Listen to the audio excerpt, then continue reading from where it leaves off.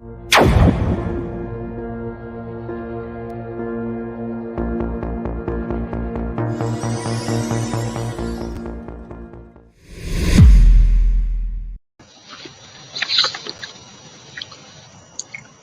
and gentlemen, a very good morning. Greetings from Malaysia.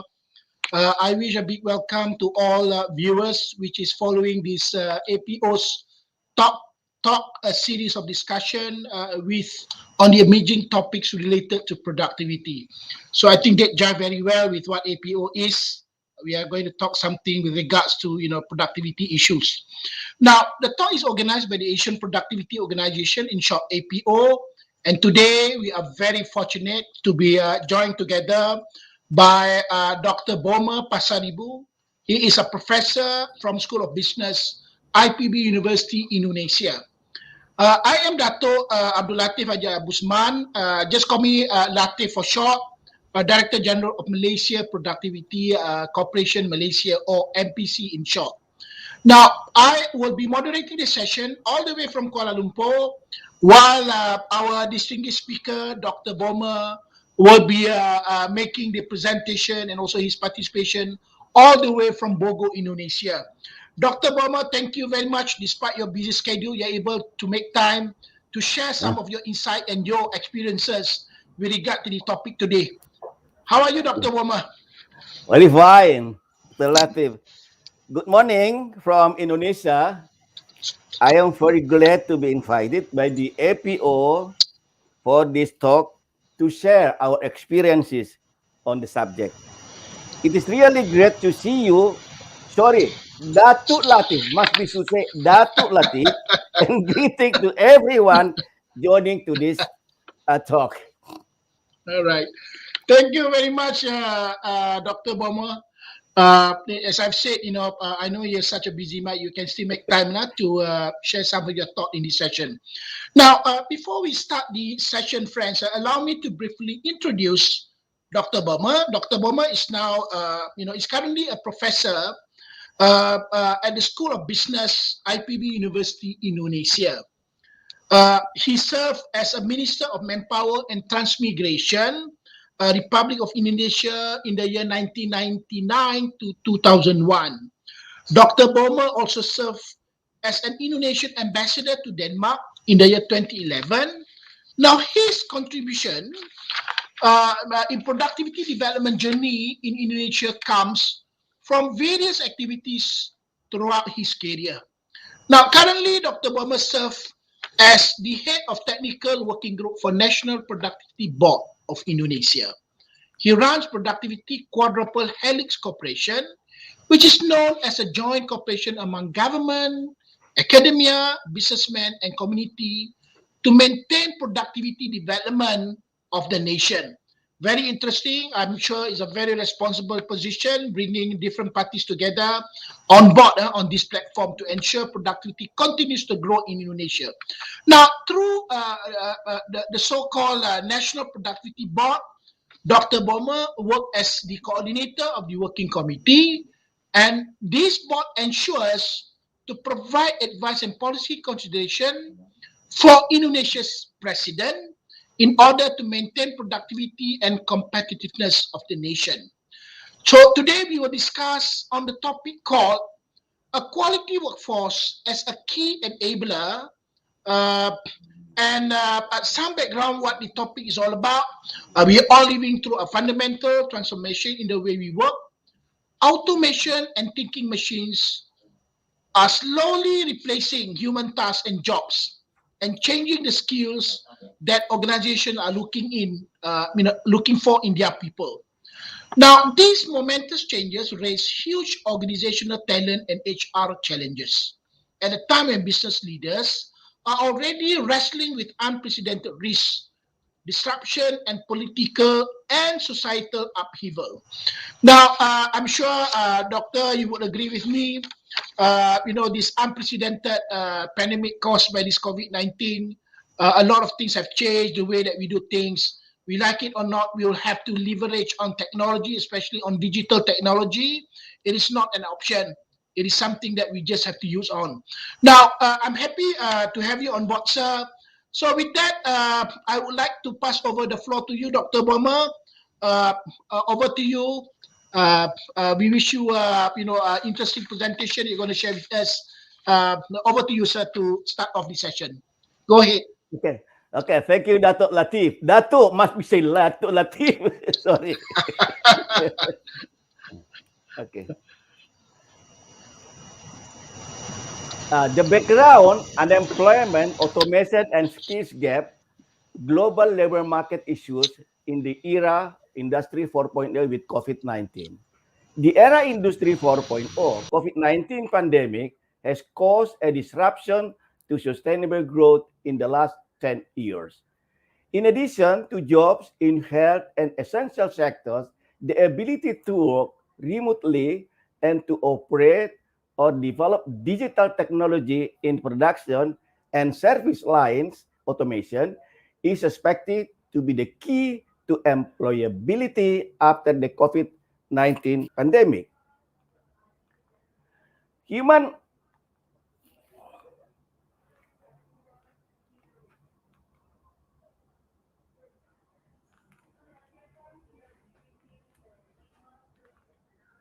human okay, sorry. Oh,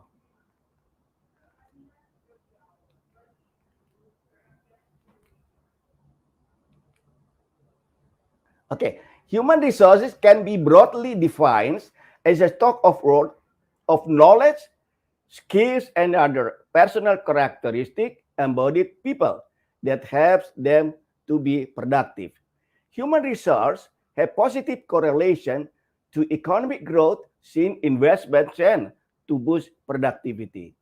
The process of educating a workforce is type of investment, but instead of capital investment such as equipment, the investment is in human resources. The key also refers to knowledge, skill sets, and experience that workers have in an economy. The skill provide economic value since a knowledgeable workforce can lead to increased productivity. The concept of human resources in the realization that not everyone has the same skills set of knowledge. In addition, the quality of work can be improved by investing in people's education.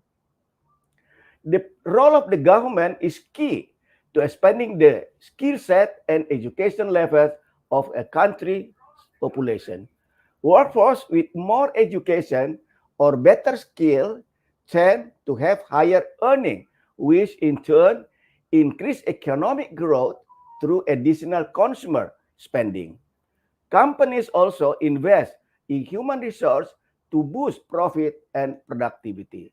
This also applies to human resources and white collar workers who usually have a more accomplished educational background and utilize skills for performing tasks in professional jobs. Some of the most highly sought after skills include one, high IQ worker with higher education, academic skills, broader transferable skills. Two, increase self-awareness about an employee's strength and weakness. Three, strong work ethic and positive attitude. Four, analytical and critical thinking and problem solving. Five, communication. Six, cultural competency. Seven, social and digital technology skills. Eight, team players with self-confidence who have the ability to learn from criticism. And last one, flexible, adaptable workers who can work well under pressure and stress. The skills that need to be complement technology in the workplace are particularly relevant for the economy today and into the future. While advances in technology would predict increases in productivity, allowing workforce and firms to produce more with less time and resources, productivity growth fact has been declining recently. Some skills of technology, automation, or skills that can be complement technology and make workers more productive are one key area of interest among many educationalists and economists alike. Changes in technology today have predicted to make the labor market and the jobs of the future fundamentally different from the world of work today. In order to improve productivity, young people will need the right mix of skills to take advantage of the new technologies. Strong essential skills like literacy, numeracy, and academic knowledge are crucial, but they will also need to be flexible and adaptive, able to think critically, to filter and analyze large amounts of information, and will need strong interpersonal skills to collaborate and effectively communicate with diverse group of people. However, despite increased access to schooling, deficiencies and lacks in the quality and relevance of education and skills needed to be successful in the future world of work are limiting the impact of the new technology on productivity and economic growth. Indonesia is currently undergoing a transitional phase as it develops to become a knowledge-based economy focused on increased competitiveness, growth, and employment performance. Skills has seen into significant obstacle in this respect, and the country's government is investing more in development of the nation education and training system. It is very important in order to close this gap and to transform the Indonesian TVET, technical and vocational education and training system, into one that provides demand-driven and practice-oriented programs aimed at improving employability and participation in lifelong learning. Lack of sufficient correspondence between the practical training and skills taught in TVET institution and demand of the labor market. According to the Indonesian government, the current TVET system faces mismatch employability between the supply and demand of skills and the relevance and applicability of practical skills taught in TVET institution. The skills profile of the Indonesian workforce does not appear to have evolved in line with the demands of labor market. As the Indonesian economy reaches higher growth rates, it will be crucial important to reform vocational education to address potential skill mismatches, not only to boost job creation, but also to support higher productivity and competitiveness and growth. Preparing the next generation for the future of work requires smart and inclusive planning. Technical and vocational education and training is an important investment in the skills needed for a new workforce. Indonesian efforts to transform towards knowledge-based economy call for a quality TVET system aligned with the market demand and leaving no one behind. In this sense, the Indonesian skills training system, together with the current economic growth, to improve availability of labor market information and the absence of discrimination, can be play a crucial role. It will ensure that individuals and enterprises may adapt the economic change in line with the Indonesian pro-growth, pro-job, and pro-poor economic policy, and that benefit of economic progress trickles down to all Indonesians. Now we talk about the productivity paradox. Productivity paradox, yeah, between the business productivity and the technological change, yeah, hypothesis will improve the productivity, but in the reality, not like that. Productivity paradox is the gap between the business productivity and technological change, individual, institutional, micro, meso, macro for partial factor productivity, PFP, also in multi-factor productivity, MFP, also again total factor productivity. Productivity paradox, competencies development, and its threat in Indonesia. Because in Indonesia, total factor productivity is minus 1.7, early deindustrialization, manpower low productivity, ICOR 6.8, so high. Manufacture low productivity. And R&D, research and development, and RI, research and innovation, centrality of the productivity. The main challenges currently we have triple main challenges. First one, world of work, technology, and job are changing rapidly. Second one, labor market, mislink and mismatch between supply and demand of skills and competencies. And in the higher education and vocational education, technical training system has been to transform. This is the main challenges current now. How to respond to the future? First one, digital skills, technology curiosity to find out a development of advancement, digital skills, collaboration and optimization in regards with certification of education model development for collaboration among industry, academia, and communicate to identify supply and demand and human digital skills curricula development.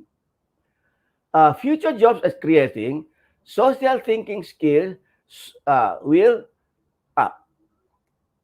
software developer, computer system analyst, general and operation manager, engineer by training, business operation specialist, and routine skills will decrease. Teller, office clerk, assembler, bill account collector, and data entry keys. And national movement for enhancing productivity and competitiveness in Indonesia. We have basic strategies to enhance productivity in four fields. We put centrality of productivity on the center with AIM, A, awareness, I, improvement and maintenance, and we basic strategy on management improvement. Second one, technology innovation. 3, human resource development and productive culture.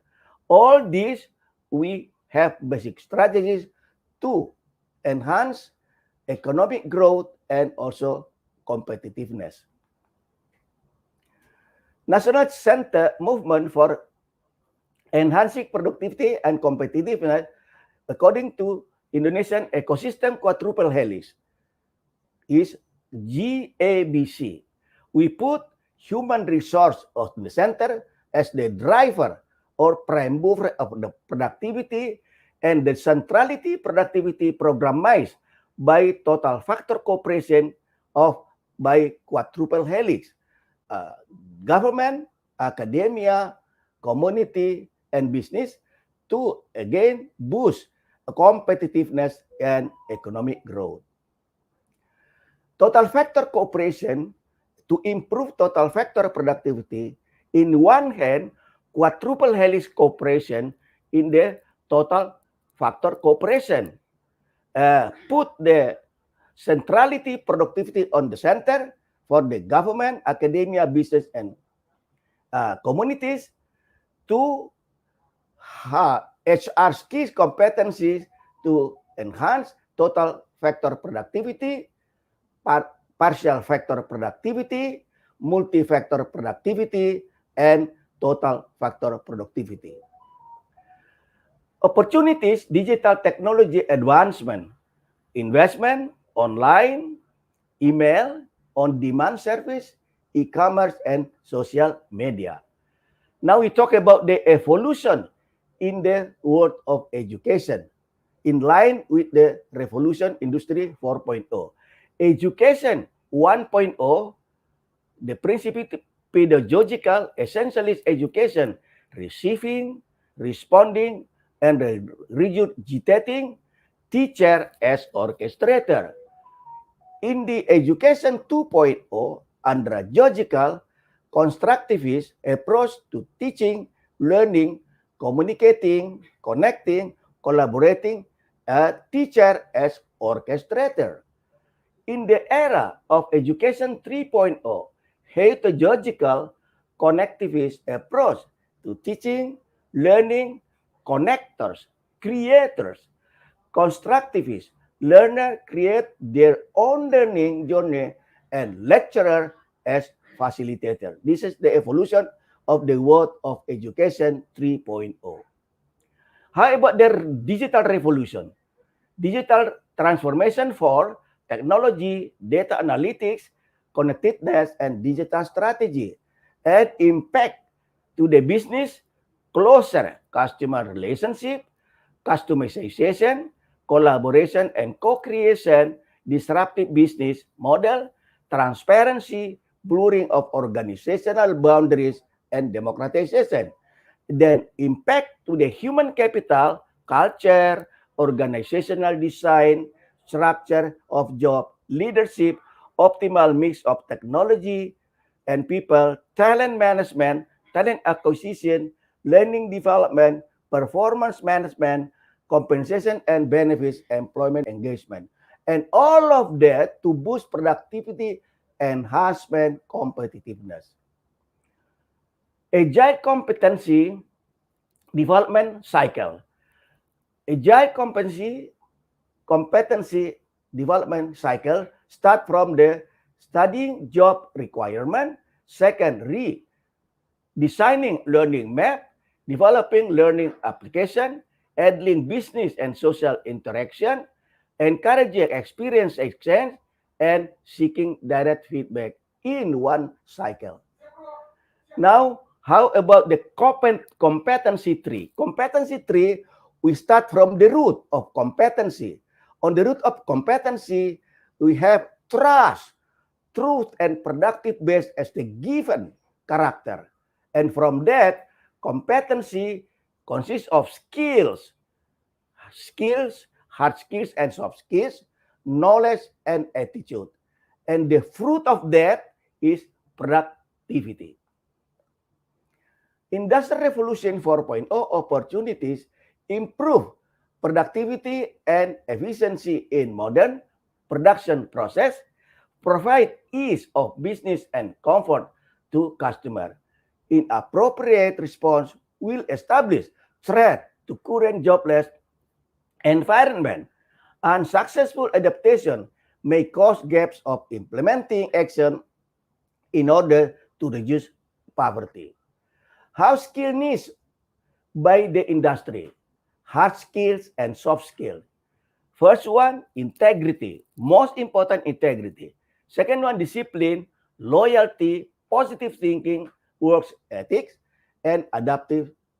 And soft skills, communication, teamwork, decision making, critical thinking, leadership, and problem solving.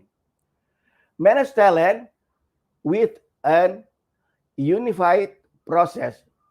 And the center, global core profile, plan, evaluate, develop, advance, reward, and analyze, customer values, ensure success and longevity, maintain competitive edge, cut cost, increase employee productivity and engagement, reward the right people, improve succession and leadership development, improve employee customer satisfaction. And this is talent development, start from corporate vision, mission, value, etc., talent planning, etc. Everyone know about this. Now, how about the economic trend development through vocational training needs? In economic trend, in digital society, industrial revolution 4.0, ICT convergence, and HR needs multi-skill technologies, and vocational training needs 3D printing, big data, drone, Internet of Things, artificial intelligence, and smart control. Now we talk about Indonesian national movement for enhancing productivity and competitiveness. We have what they call triple skilling, vocational training policy for HR productivity Indonesia.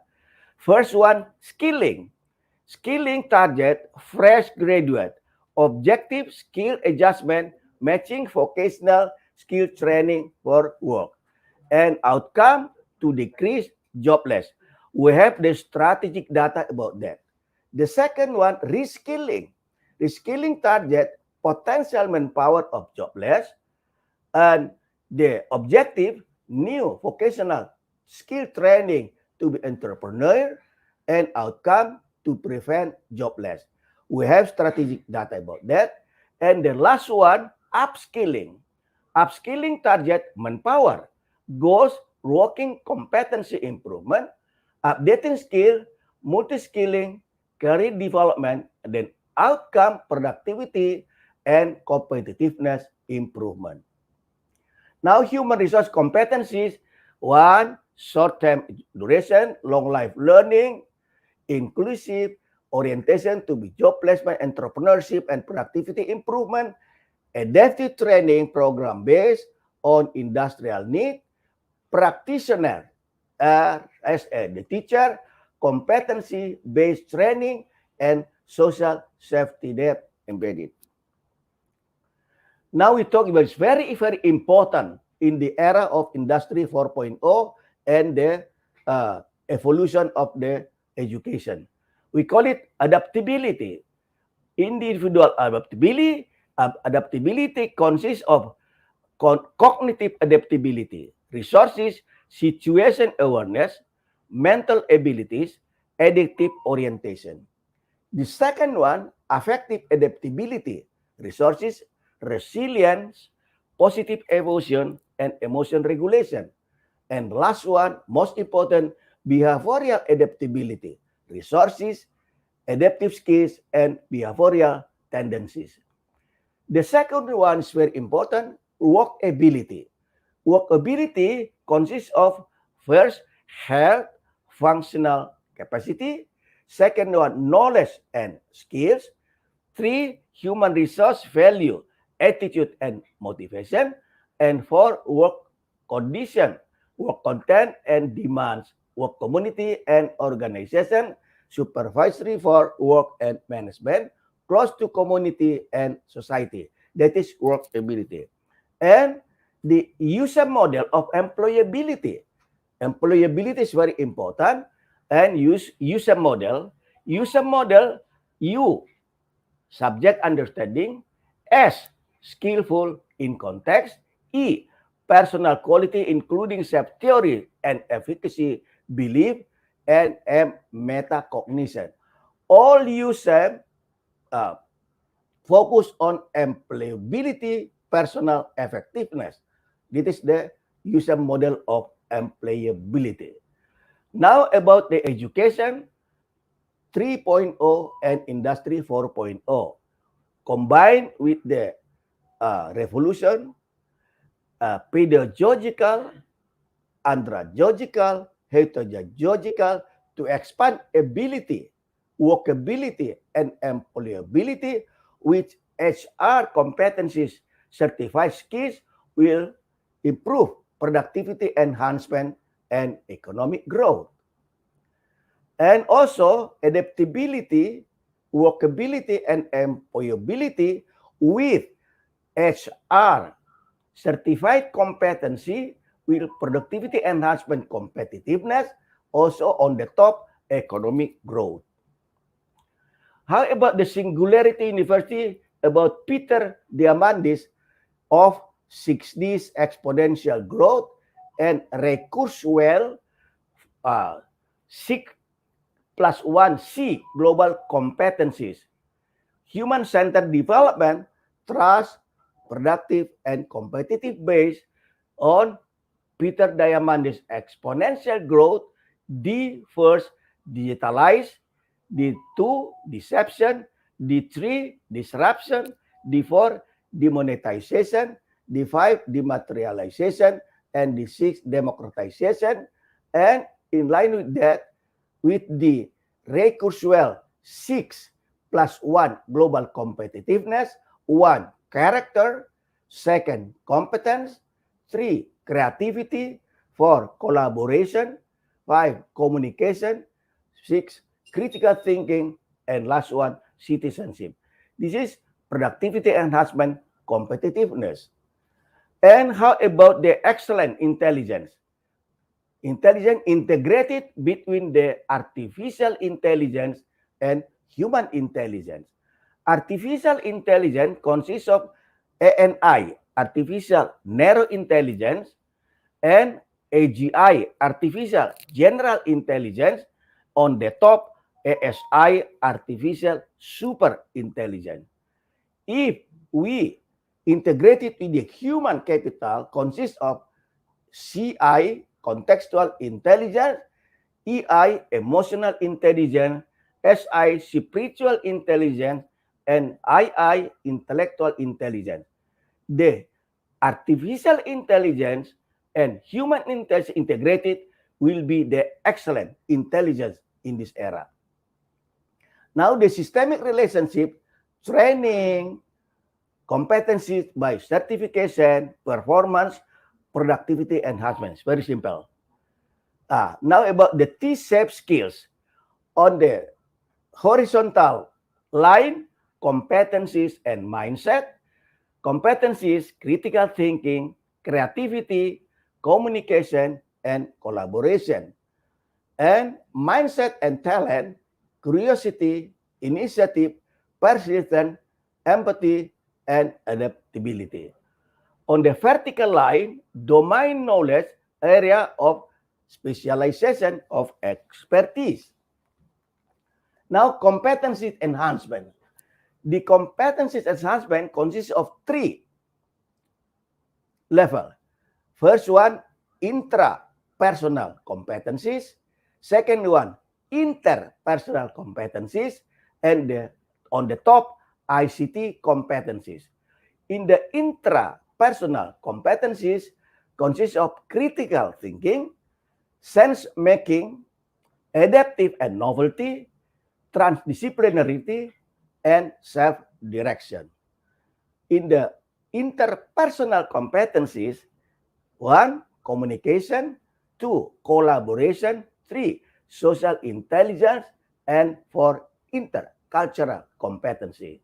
On the top ICT competency, ICT skills, computational thinking, 3, social media literacy, and 4, information security. How about the human resource competencies by deep learning framework? On the center, deep learning, and the layer 2, 4 element, layer 3, we have 2 element, and layer 4, 2 element. Put it here.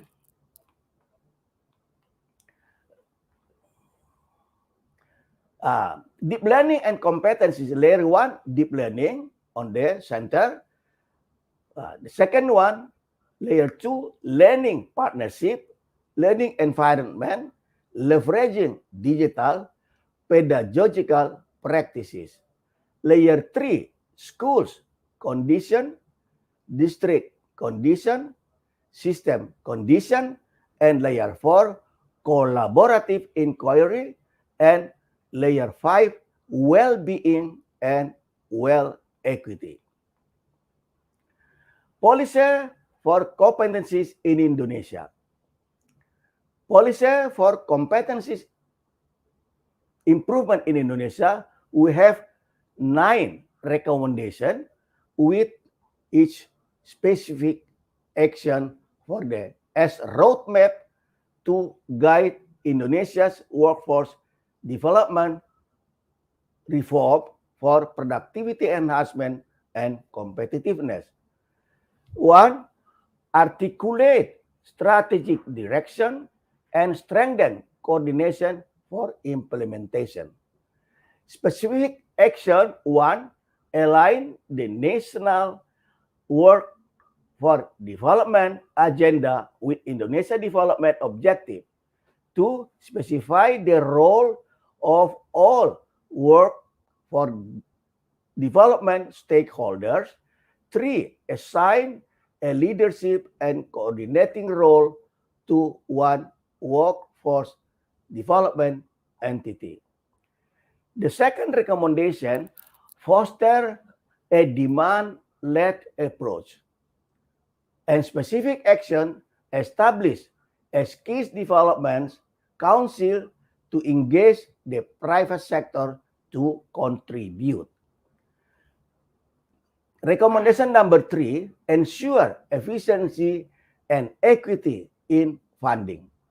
First, include TVAT in the national agenda for workforce development. 2, incentivize employee training financed by companies. 3, foster training for working adult independent of employers. Recommendation number 4, assure relevant and reliable standard.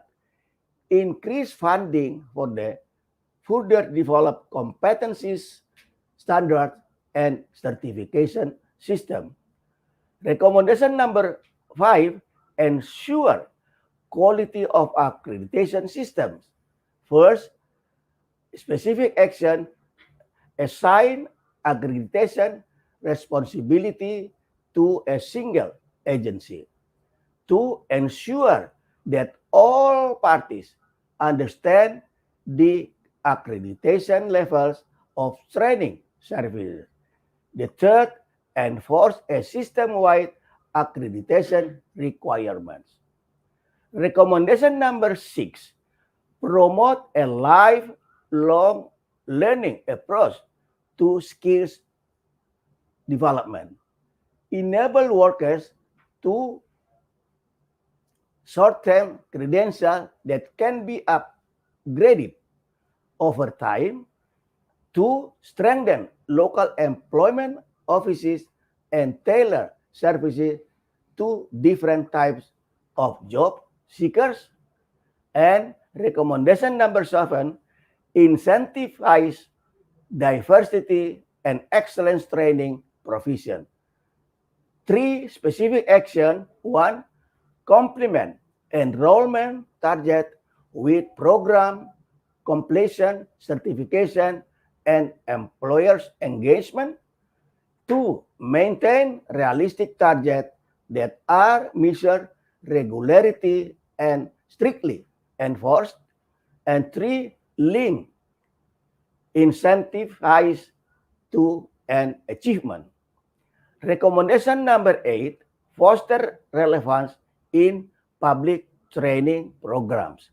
Prepare a national strategy to develop instruction and administrators of technical and vocational education and training, TVAT. And the recommendation number 9, last one, enhance evidence-based accountability for result. Assessment training program be tracking graduate short and long-term employment. Develop partnership with research institutions and universities. This is the roadmap to guide Indonesian workforce development reform to productivity enhancement competitiveness.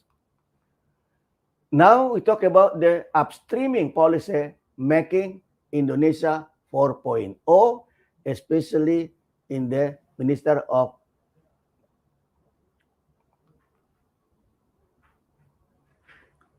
We have 5 top priority industry. First one, food and beverage. Second, textile and apparel. 3, automotive. 4, electronic and chemical.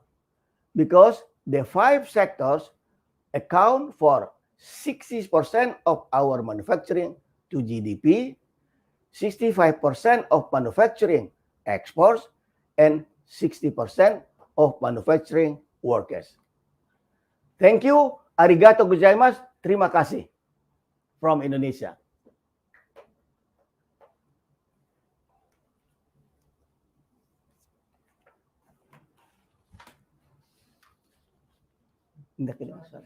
Uh, uh, a lot of things that we could see that has been put into place in Indonesia, and I myself, I'm very intrigued and also very attracted with the kind of policies and also initiative that you have in place over there. Now, uh, one thing very interesting is that we learn about many basic strategies which are being implemented in Indonesia.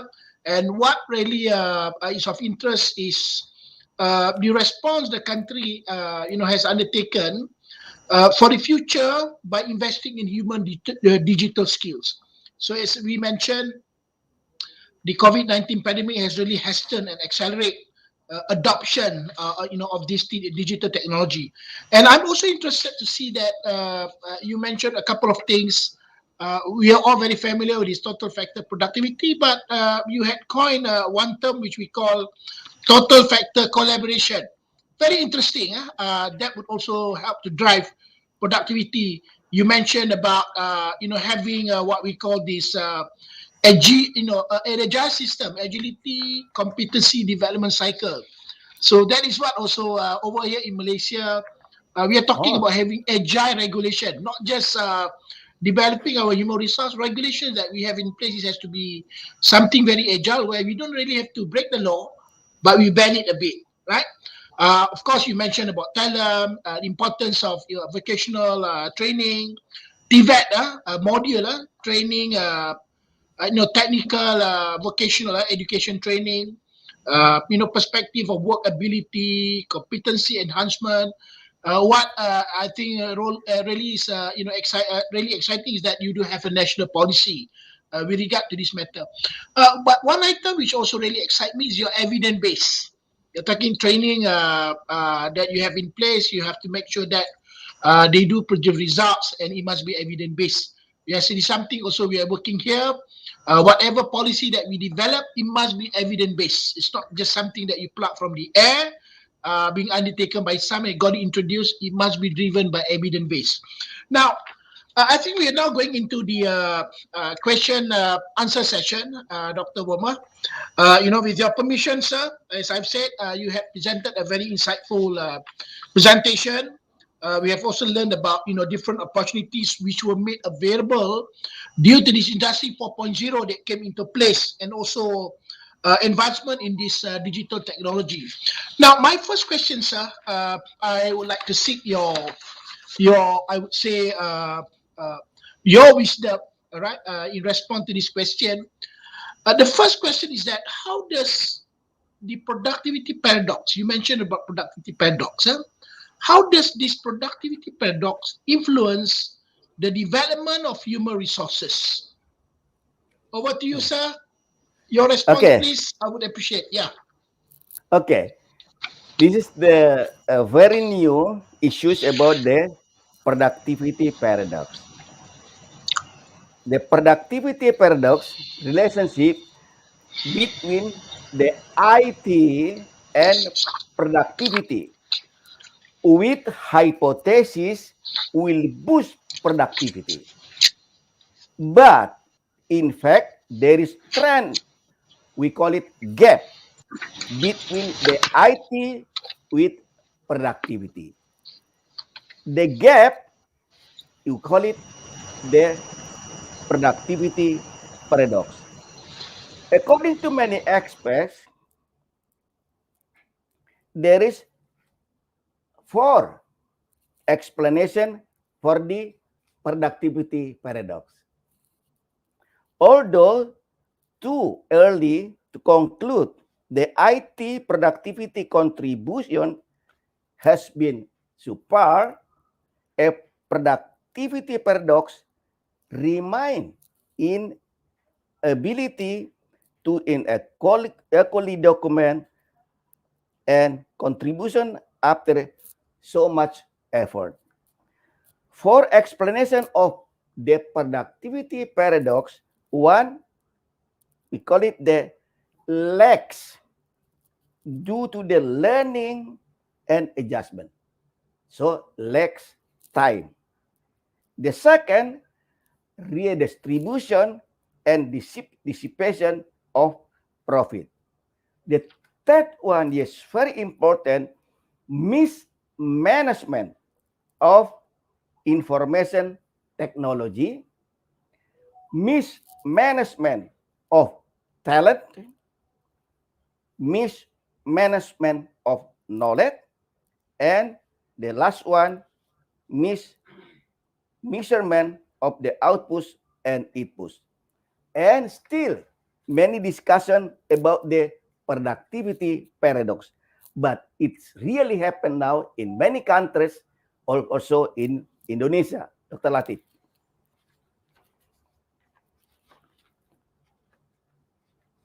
Fine. Live question, I would say. So I think it is something very straightforward.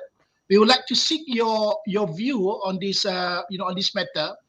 The question sounds, is it worth to invest on training while there is a high turnover of employees? People are leaving, but management or or employers are investing a lot. So what do you think, sir? Is it worth to invest while employees are leaving the organization? There is high turnover. Yeah, the revolution of Industry 4.0 in light with the revolution of education need to be extensive correlation between the education transformation with the work for work technology are changing rapidly, and we need to handle what we call mislink and mismatch within demand of skills and competencies. That is why we need transformation in higher education, in technical, vocational education, and training system, especially for the new generation. Especially in Indonesia, we call it Generation Y and Generation G, or what they call it, millennial generation and centennial generation in Indonesia. I think this question also relates to the earlier question. We've got this question. It says that many SMEs are afraid to invest too much in training due to high mobility of trained employees. How can companies retain and grow their quality workforce?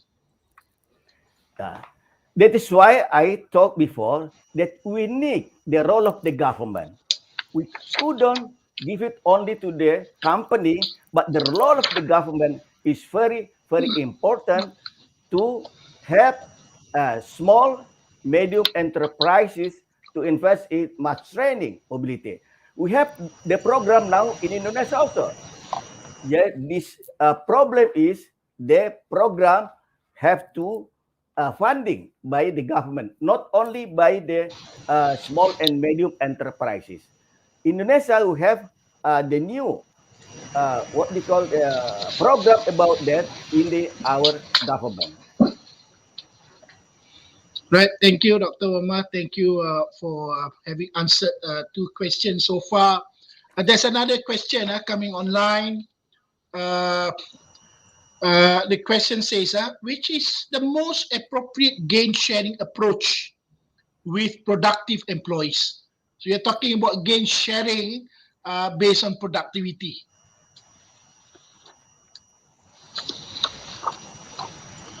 If I may read out the question again, Dr. Bomer, Okay, which is the please. most appropriate gain sharing approach with productive employees?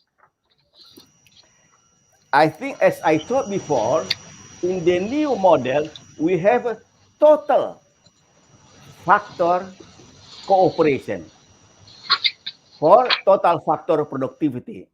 And that is why also we need total factor of education and training to enhance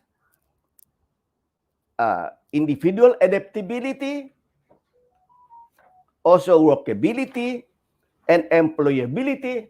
Then all of the three, of course, to boost productivity and also competitiveness. So not only government, not only company, but we call it the total factor cooperation to handle the problem. GABC. All right. So definitely you need participation of all. Here in Yeah. Malaysia, we are promoting very much, sir, what we call productivity language system. It is part of the government vision to really have wealth of the nation being shared all together. So we have what we call shared prosperity vision. So using productivity as the driver, when we are able to increase productivity, and the gains will be shared, by all employees together with the management. Now, Also sir, with the GABC in Malaysia, government also yes, industry. yes, yes. Oh, very good. Yeah. Government will set the policy. Of course, industries they will have to work, especially management and also the employees. They will have to work very closely, and Yeah. government will provide the policy and also facilitate. Now, I think it's very important, Dr. Latif, because the APO, what we call the public sector productivity, the role of the government is most important, not only for the government productivity and competitiveness, but how cascading the competitiveness and uh, also productivity, uh, government as the on the center, and then to the academia, to the industry, to community. I think the role of government now is very important according to the APO concept, what they call public sector productivity. Yeah, Very good. agree.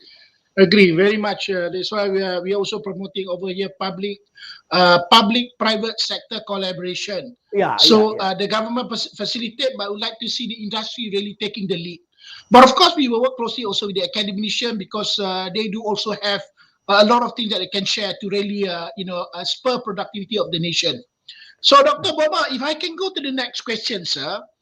Why is it centrality or productivity important in addressing human resources productivity challenges? Can you share your thought on this? Yeah, yeah. We put it the centrality of productivity on the center, especially Indonesia, because now in the era what they call the bonus demography bonus and window opportunity. So the big problem of Indonesia now is the productivity. Are the productivity on the center we put a centrality or the productivity to improve the competitiveness, productivity, or of course also to higher what they call the peningkatan pertumbuhan growth, because Dr. Latif, growth in Indonesia very low according to the theory and empirical, that if your country is on the what they call bonus demography or demography bonus, or what they call it the centrality of the productivity, will improve the growth not only 5%, GDP, mostly 8 to 9% per year, to up from the what they call in Indonesia lower middle income trap to upper middle income trap. The problem is very serious in Indonesia, especially because you have the era of bonus demography and window opportunity, and in the same time we have the exponential growth of the industry 4.0. But in the reality, still many, especially we call it in Indonesia, informal sectors, is very low productivity. Is very low. That is why is put the centrality of productivity is the center of the all program of total factor cooperation, not only government, not only academia, not only business, but community also. This is very important. We put it the centrality of the productivity.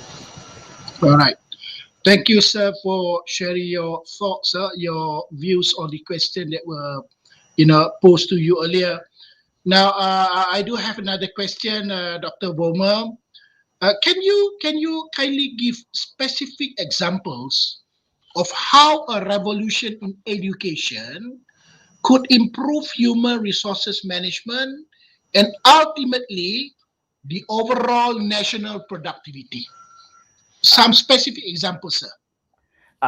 For example, in Indonesia, we call it the Merdeka Belajar, Kampus Merdeka by our new minister. Have a new, what they call LMS, new learning management system, not only in the higher education, but also in the vocational and training, and we make transformation totally to be a adaptability, a competitive, and also productive. And then, of course, digital is very important for that. I think many program of our government, we call it 9 loncatan besar of our minister, now is very important to make totally transformation of the higher education and technical, vocational education and training system in all over of Indonesia, because it's very, what they call it, not so link and match with the Revolution 4.0.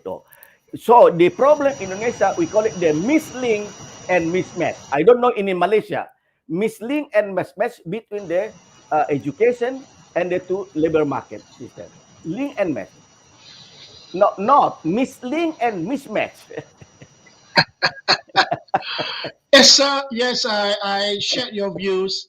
In Malaysia, yes, we do have that problem too, because graduates that we produce and industries, industries are saying that it does not really matches their requirement. Now, what we are working on, especially Malaysia Productivity Corporation, Yeah. is to link between the industries and also the educational institutions, schools, universities, and all that. Now we have this concept of what we call academy in factory.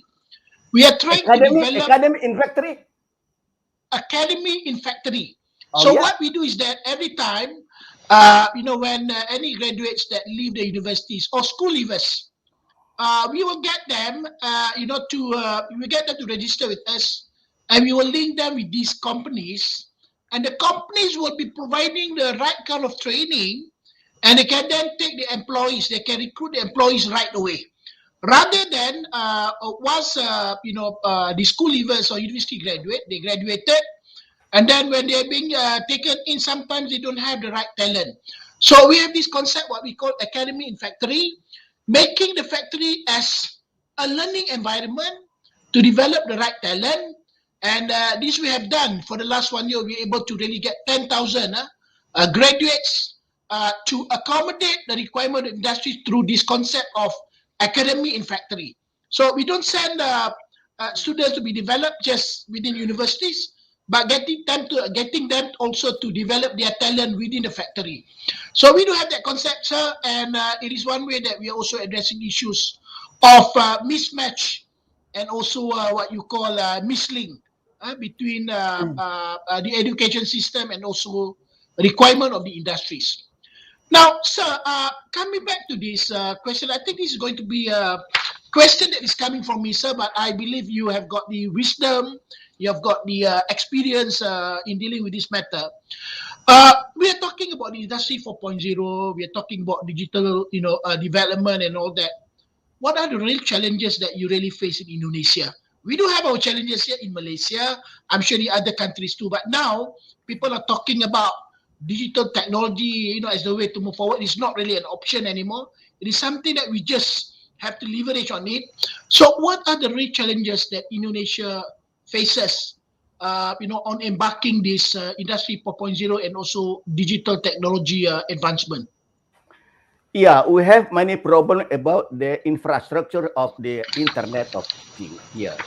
So Indonesia is very huge country, and then many of our region, many of our province, we don't have what we call the infrastructure of internet.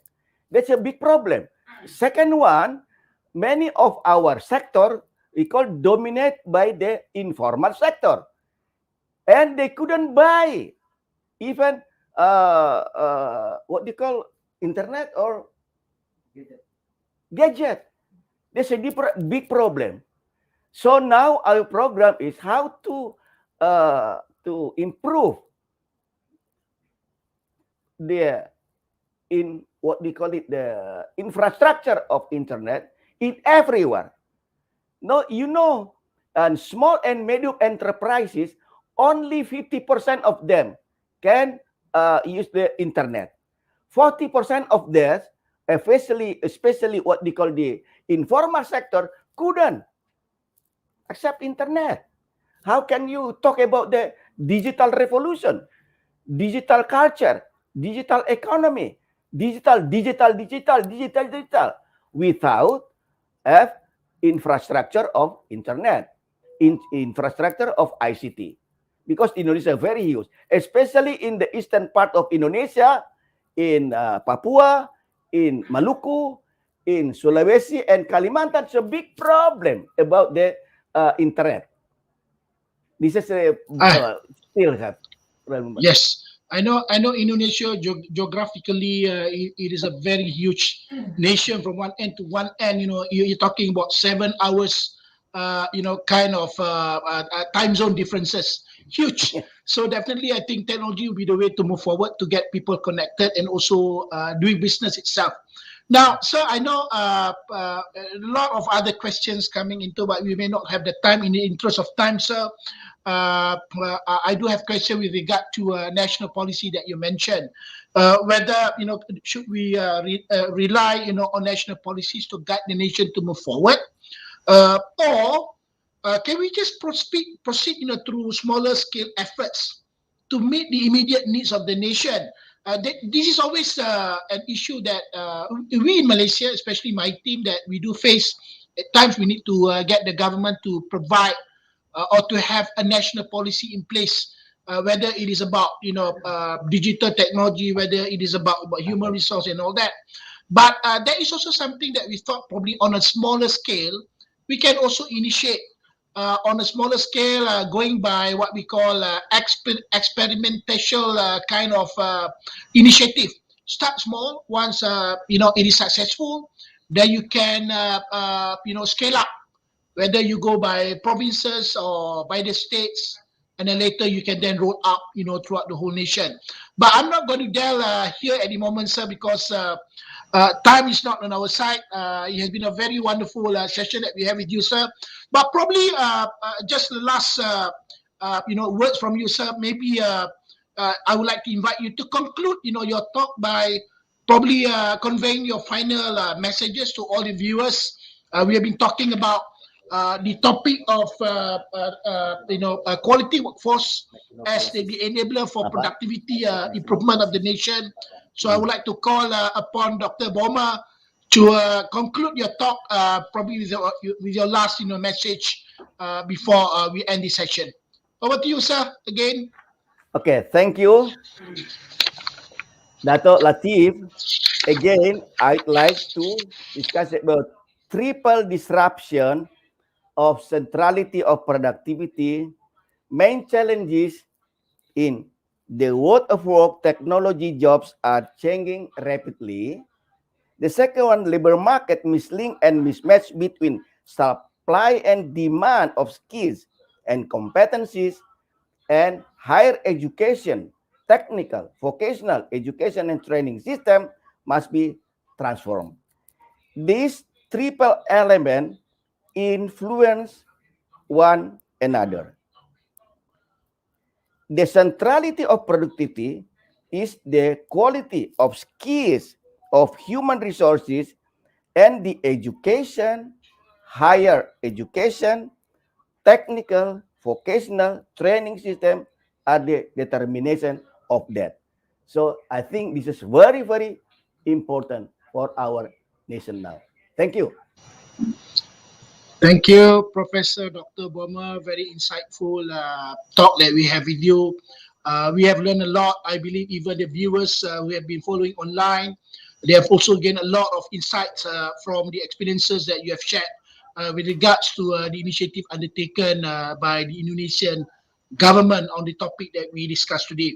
So for the other questions, I know we got a lot more of those questions. Please leave your questions and comments with the secretariat. Definitely, I think we will come back to all of you as soon as possible with the appropriate feedback based on those issues and also questions you have raised. So again, Dr. Bomer, we thank you for your time. We thank you for all the thoughts that you have shared. A very interesting session. I myself personally, I look forward to meet up with you again, sir, in person. All right, In take care, Indonesia. stay safe. Yep. Yeah. Stay In safe, Indonesia. everyone. Stay productive, and always, keep safe also with all your family members. Thank you again, everyone. Have a good Yeah. day. Salam Yeah. alaikum and a very good day. Thank you. Assalamualaikum. Thank you. Terima kasih. Arigato gozaimasu. Do itashimashite. Domo arigato. Jamata. Yamata. Thank you. Thank All you. right, Thank you. back to Thank the you. Bye bye. secretariat. Thank you very Yeah. much, everyone. Thank you. Yeah. Yeah.